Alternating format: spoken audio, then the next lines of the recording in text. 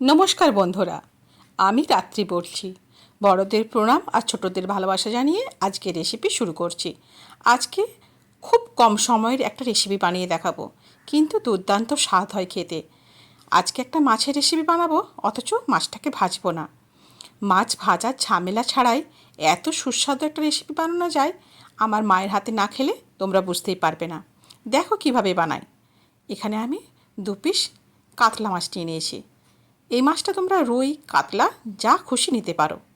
এই কাঁচা মাছে পরিমাণ মতো নুন আর হলুদ, লঙ্কার গুঁড়ো, কিছুটা কাঁচা সর্ষের তেল, আর দিয়ে দেবো পরিমাণ মতো সর্ষে আর পোস্ত বাটা।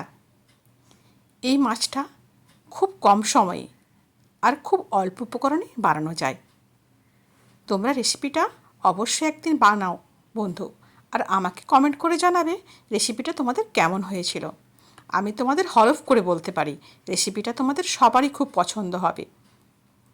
এবারে অল্প পরিমাণ জল দিয়ে পরিষ্কারভাবে মাছগুলোকে গুলে নিচ্ছি মশলাটার সাথে। গ্যাস জ্বালিয়ে বসিয়ে দেবো। যেদিন তোমাদের প্রচণ্ড কাজের ঝামেলা থাকবে, হাতে সময় কম, অবশ্যই রেসিপিটা একদিন বানিয়ে নিও, দেখবে বাড়ির সবাই প্রশংসা করবে। গ্যাসে বসিয়ে গ্যাসটাকে একদম লো ফ্লেমে করে দিলাম, আর একটা চাপা দিয়ে 5 মিনিট ঢেকে রেখে দিলাম। 5 মিনিটের মধ্যেই কিন্তু মাছটা একদম সেদ্ধ হয়ে যাবে, যদি তোমরা লো ফ্লেম করে রাখো, আর ওই জলেই কিন্তু সেদ্ধ হয়ে যাবে। আমি 5 মিনিট বাদে ঢাকা খুলে মাছটাকে একটু উল্টে নিচ্ছি। এই রান্নাটা করতে হার্ডলি 7-8 মিনিট সময় লাগে। খুব কম সময়ে খুব কম উপকরণে একটা হেলদি রেসিপি বানানো যায়। মাছটা উল্টে পাল্টে 2টো চেরা কাঁচা লঙ্কা, আবার 1 চামচ পরিমাণ কাঁচা সর্ষের তেল আর অল্প পরিমাণ লেবুর রস, আর দিয়ে দিলাম ধনেপাতা কুচি। লেবুর রস আর ধনেপাতা কুচি অবশ্যই তোমরা ইউজ করবে, তাতে কিন্তু মাছের আষ্টে গন্ধ একদমই পাবে না, আর তোমরা বুঝতেও পারবে না মাছটা যে ভাজা হয়নি। মাছ ভাজা করতে তো তেল বেশি লাগেই, কিন্তু এই রান্নাটা কিন্তু তোমরা যদি করো দেখবে ভীষণ ভালো হয়।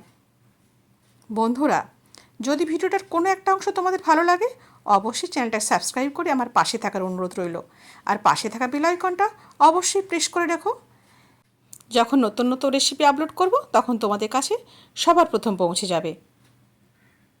আর আমার চ্যানেলে যদি কোনো নতুন দর্শক বন্ধু এসে থাকো, তারা কিন্তু আমার চ্যানেলটাকে সাবস্ক্রাইব করে আমার পাশে থেকো। 2 মিনিট মাছটাকে আবার ফুটিয়ে গ্যাসটা বন্ধ করে দিলাম।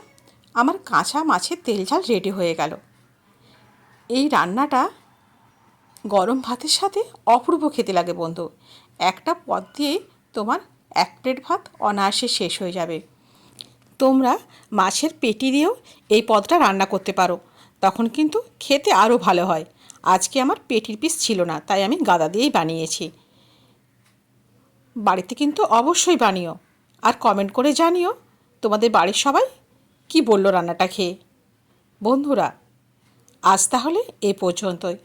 আবার দেখা হবে নতুন কোনো রেসিপির সাথে তোমাদের সঙ্গে করে নিয়ে। ততদিন সবাই ভালো থেকো আর সুস্থ থেকো। হ্যাঁ বন্ধু, সবাই ভালো থেকো।